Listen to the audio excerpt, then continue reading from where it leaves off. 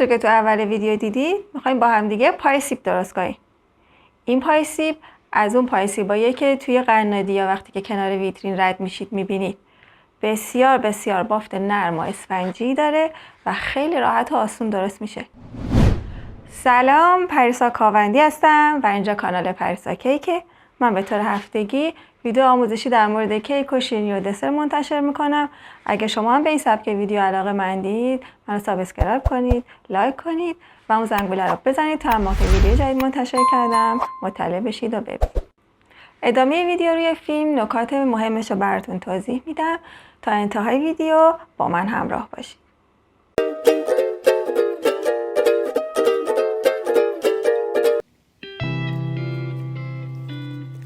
خب ابتدا 2 تا سیب متوسط و پوستش رو میگیریم و بعد به صورت حلقه‌ای برش میدیم.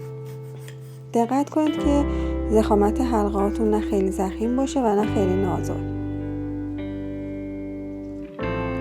دقیقاً به همین اندازه‌ای باشه که توی تصویر میبینید. همینطور این یکی. اگه کارد اره‌ای هم داشته باشید به این صورت خیلی راحت تر میتونید سیب رو برش بزنید. تسلطتون توی بریدن حلقه ها راحت تره. بعد به وسیله یه ماسوره وسط سیب که دانه های سیب قرار دارن رو به این صورت در میارید. بعد که سیبامون آماده شد یه قاشق غذاخوری شکر رو با یه قاشق غذاخوری دارچین خوب با هم دیگه مخلوط میکنیم.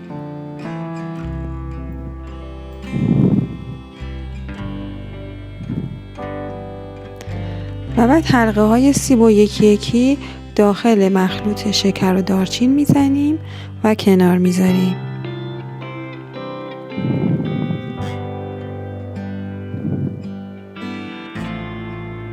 بقیه سیبا رو هم به همین روش آماده میکنیم. خب سیبا آماده شدن، حالا سیبا رو کنار میذاریم و میریم که مواد کیک رو آماده کنیم. 4 تا دونه تخم مرغ داریم که اونا رو یکی یکی توی ظرف میشکنیم.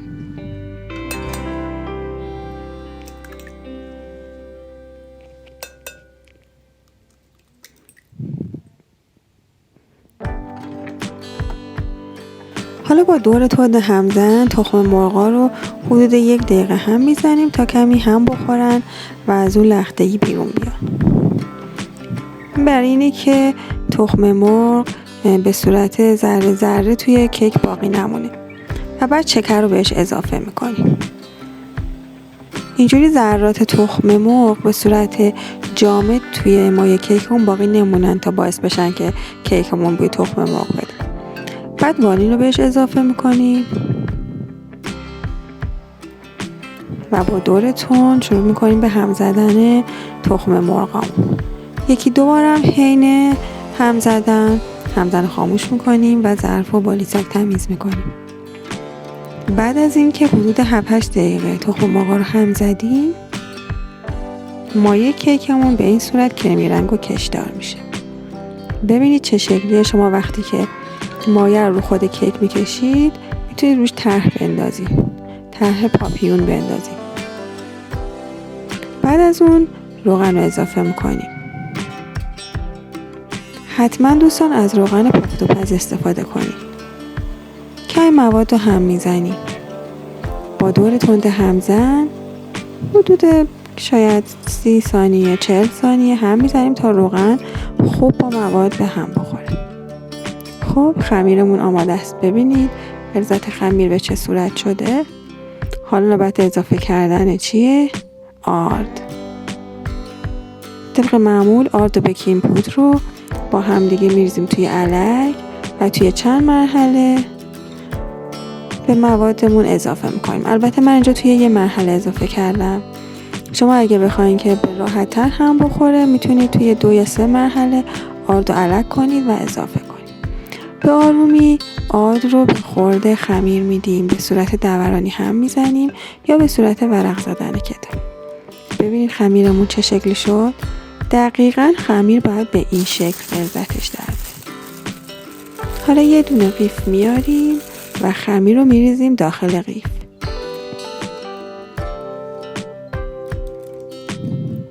ببین با چه آرامشی میریزم توی قیف.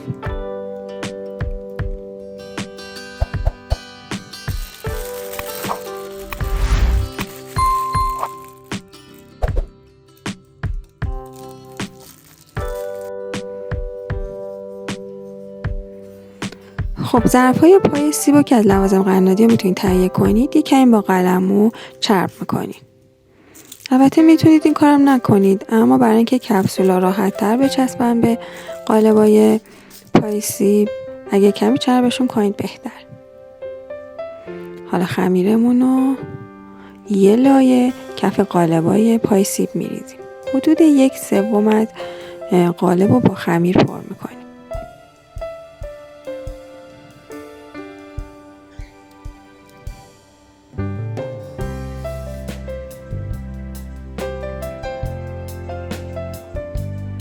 خب وقتی که همه قالبای پای سیبمون رو پر کردیم، حالا برش‌های سیبمون که دارچینی شده بودن و یکی یکی میذاریم روی خمیرا.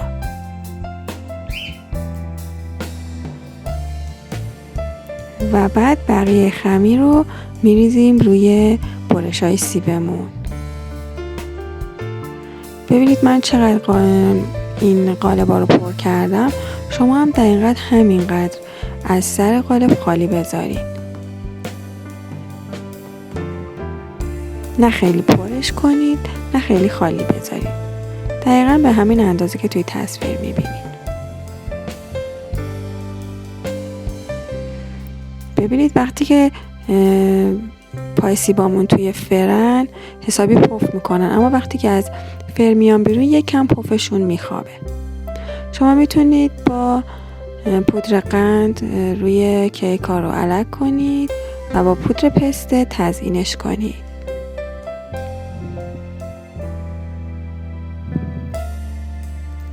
اینجا رو ببینید.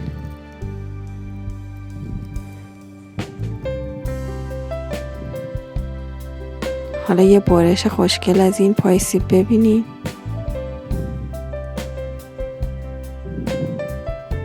بافتش رو نگاه کنید. خیلی پف کرده، خیلی اسفنجی و خیلی نرمه.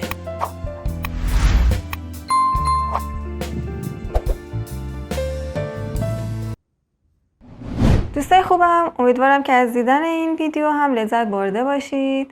اگه سوال، نکته یا پیشنهادی داشتید توی کامنت ها برام بفرستید. من کانال اینستاگرامم رو لینکش رو توی دیسکریپشن براتون میذارم.